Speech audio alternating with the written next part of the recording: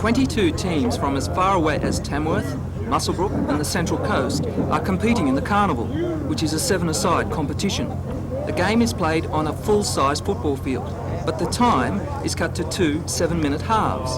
The end result is exciting team football, as the open spaces encourage players to throw the ball around. Competition organiser Terry Cachel says that since the carnival's inception in 1980, the project has become more and more popular. He says the seven-a-side concept is a good one, as smaller schools which cannot supply a full-strength team can compete. The competition is continuing under lights tonight. The eventual winner will receive $500 worth of training equipment. The player of the carnival will be able to attend a Christmas training camp in Armidale.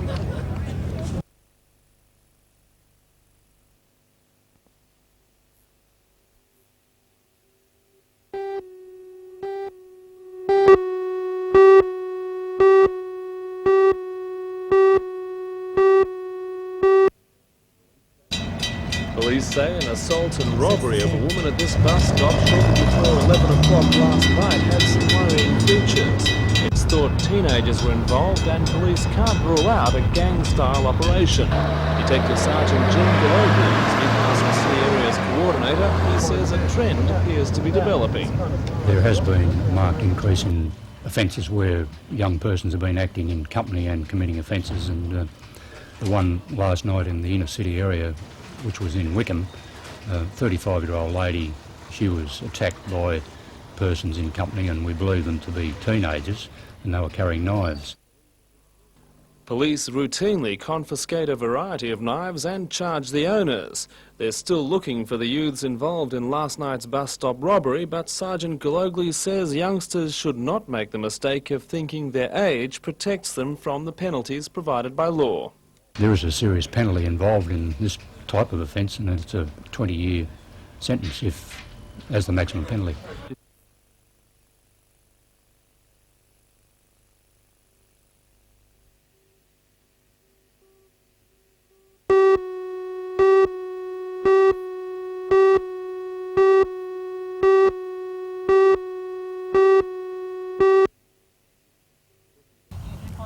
This is the site now confronting many Lower Hunter landholders. Green weeds disguise hundreds of acres of brown decaying lucerne. The crops were flooded in last month's rain, the water lying on them for so long that it drowned the roots. Evidence of the saturation is still visible after 3 weeks of relatively fine weather. Lucerne's particularly sensitive to waterlogging, and it's suffered the most damage.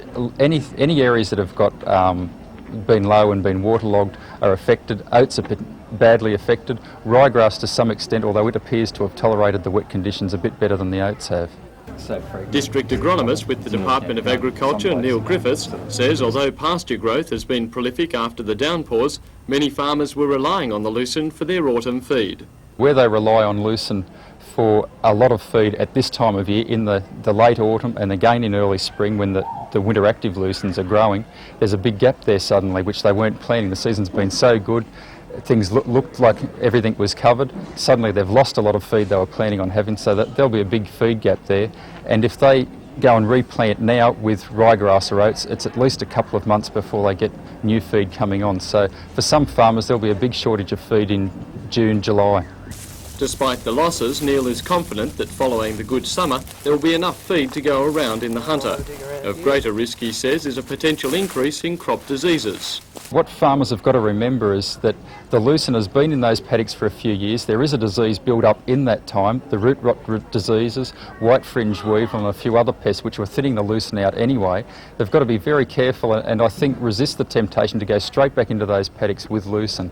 Ideally put them down to ryegrass, oats or maybe even a summer forage crop and leave them out of lucerne for 12 months or 2 years to break down that disease cycle before they go back into lucerne, and hopefully then they'll get better results. If they have to plant lucerne this summer, try and go into a fresh paddock that hasn't had lucerne in the last 2 years. It doesn't have to be like, just say for instance, it doesn't have to be like for these people moving in. 13 state champions and 1 Australian representative are competing.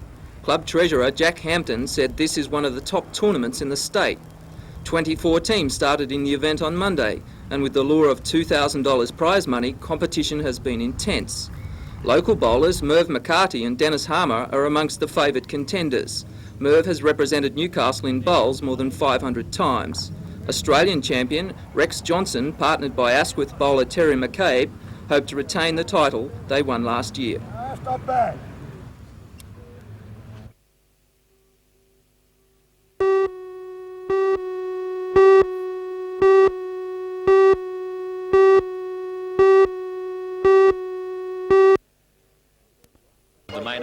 Surf Lifesavers are volunteers who provide their own insurance cover for public liability and personal injury.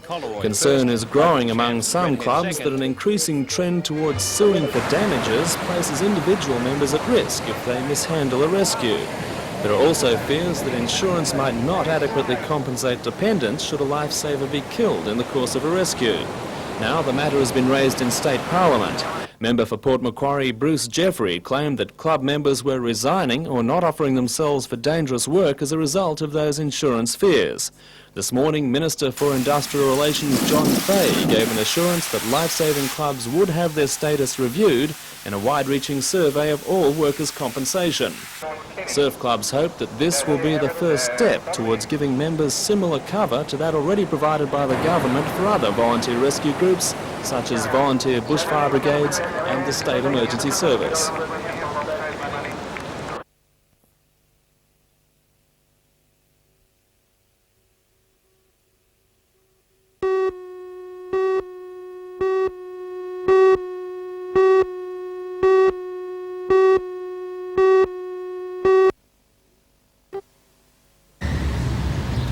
The brutally bashed body of Riley Doring was discovered in this park on the morning of the 21st of April.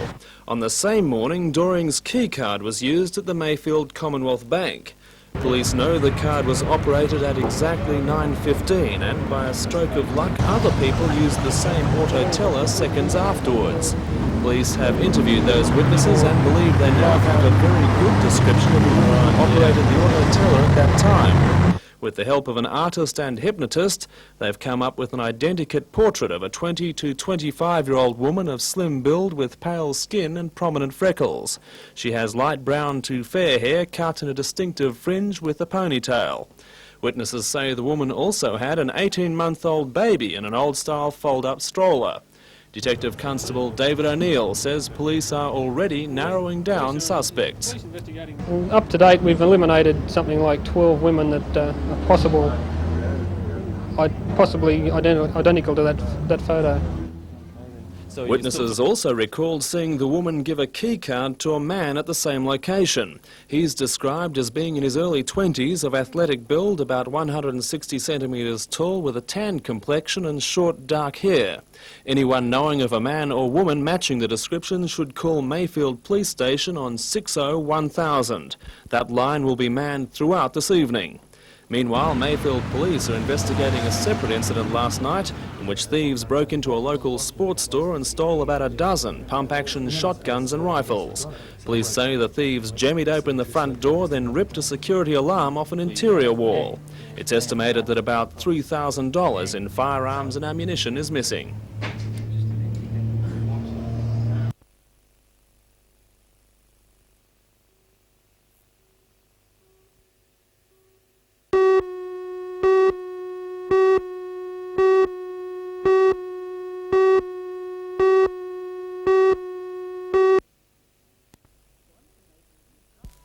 Once a Maitland construction worker and now a deep-sea explorer, Brian Homan has never looked back. I thought it was a pretty good idea, instead of the hustle and bustle of the city, climbing around buildings, risking life and limb. After settling on the island of Mindoro, Brian set up a diving shop, then took to the Philippine waters himself, certain they would bear relics of their ancient trading days. In fact, very little of the Philippines had been explored. The Marcos regime, they weren't very impressed with people diving, supposedly looking for their heritage. We were lucky. Brian's first major find was in 1983, a Philippine barangay 500 years old. Found a Spanish anchor, obviously old. Let's go. Where there's an anchor, there might be a ship, so Nice day, sun shines, good visibility. 15 minutes later, dragon jars and Ming Dynasty plates sticking out of the sand. There were 300 pieces in all, half Brian was able to keep, the rest he had to give to the National Museum. He's worked on 5 other wrecks, but Brian believes that's just the tip of the iceberg.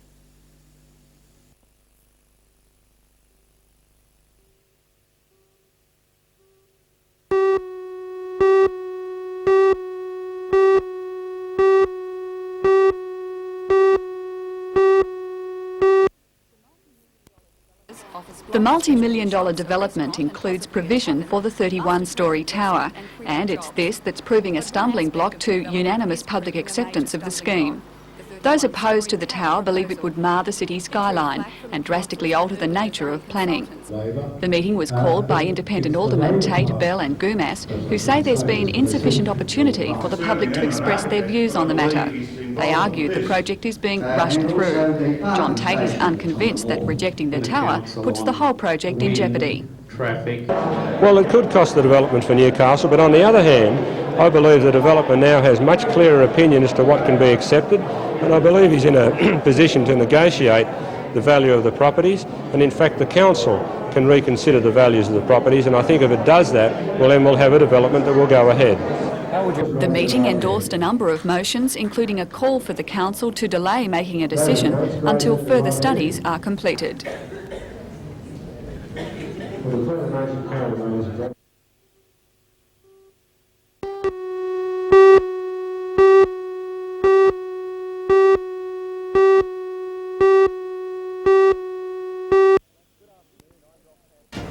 Good afternoon, I'm Ross Hampton. Blustery conditions made life difficult today for players competing in the Central and Northern District Ladies Golf Championship. Several hundred women took to the fairways to battle the conditions and each other for the prestigious trophy. For all the news, join us tonight at 6.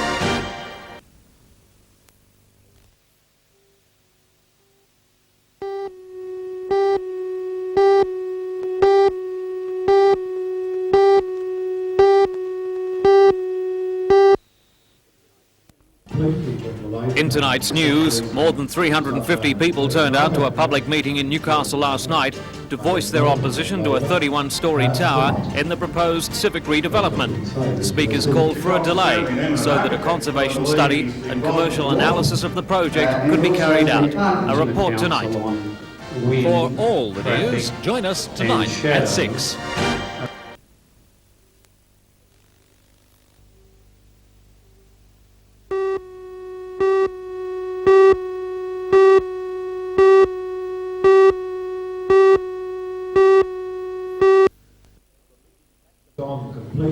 The meeting packed the banquet room in City Hall with standing room only for some. The most vocal sentiment expressed by speakers from the floor was opposition to a high-rise development. The meeting was called by Newcastle City Council's 3 independent aldermen, Bell, Gumas and Tate, who were concerned that Council was rushing through approval for the $100 million development by Tavaland. The aldermen told the meeting last night that a report by Council's own design consultants, made up of local architects Maitland, Souters and Bustede, had been largely ignored. It recommended that the tower would be too imposing on the Newcastle cityscape. A motion at last night's meeting called for Council to delay its decision on the development until a commercial demand analysis and a conservation study had been completed. The meeting also called on Council to adhere to its 1978 guideline of a maximum allowable height of 45 metres. That's about 13 stories. Well, it could cost the development for Newcastle, but on the other hand, I believe the developer now has much clearer opinion as to what can be accepted, and I believe he's in a position to negotiate the value of the properties, and in fact the council can reconsider the values of the properties, and I think if it does that, well then we'll have a development that will go ahead. Eminent architect and advisor to the New South Wales Government, Neville Gruzman, inspected the city yesterday, and in his view, the tower proposal is 3 times bigger than it should be. And to suggest putting a building which is 34 stories high, that's 4 times higher than any of the other buildings, simply means that the city will, and people will be dwarfed by the building, and it will encourage other developers to want to do the same thing, and before Newcastle knows where it is, it'll be another Chatswood or another Wollongong or a rather poorly developed city. It'll lose all its qualities that it has now. A number of people in favour of the tower were present at the meeting but chose not to speak. These included some members of the Newcastle Chamber of Commerce and Industry. One of the scheme's architects, John Richardson, said after the meeting that a lot of uninformed comment had dominated the debate.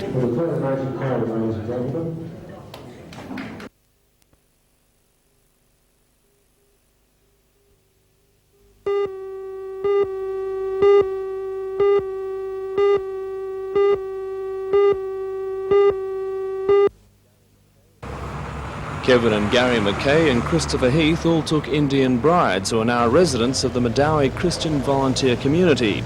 The men claimed that they are legally entitled to receive unemployment benefits at the married rate, although their wives are still awaiting approval for their permanent resident status. They accused the Mayfield Social Security branch of racism and religious bias. We're just hoping that by bringing this situation out in the open, that something will be done about it, because it seems that the department here is deliberately dragging its heels. A department officer in Sydney said the issue of resident status was in the hands of the Immigration Department. The officer claimed that the men were offered interim special benefit forms which were incorrectly signed, resulting in delays. The department says that when 2 of the 3 men presented their wives' immigration documents today, they became eligible for the usual benefits. However, there was no chance of any payment due to industrial action at the branch. The payments will be made tomorrow morning. The Christian volunteers still believe they are victims of harassment. I can't see any other motive other than that they want to harass ourselves and our wives. Do any one of the 3 of you actually have...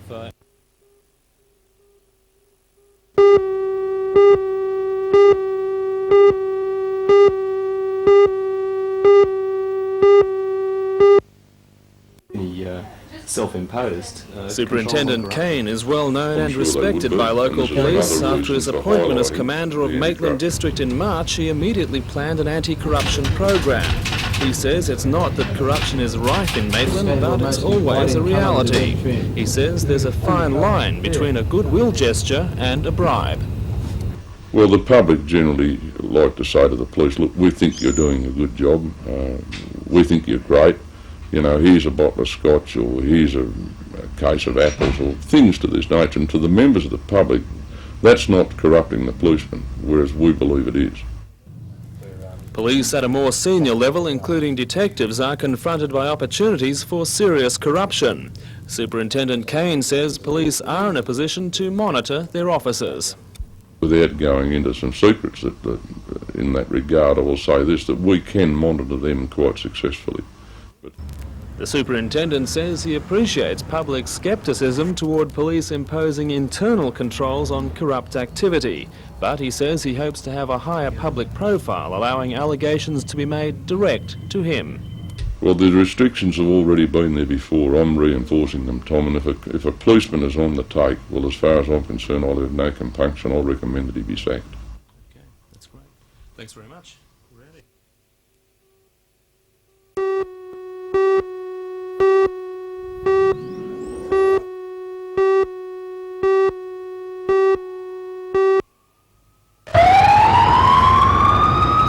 Police have not yet been able to interview 56-year-old Domenico Trancini in the Martin Hospital to determine why his Suzuki slammed into a pole at the corner of Greta Road.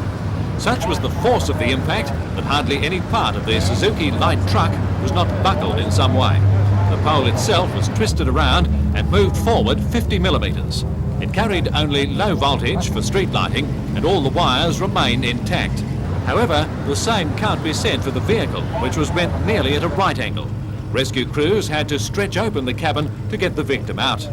The Mater Hospital reports Mr. Trancini's condition as stable after abdominal surgery this afternoon.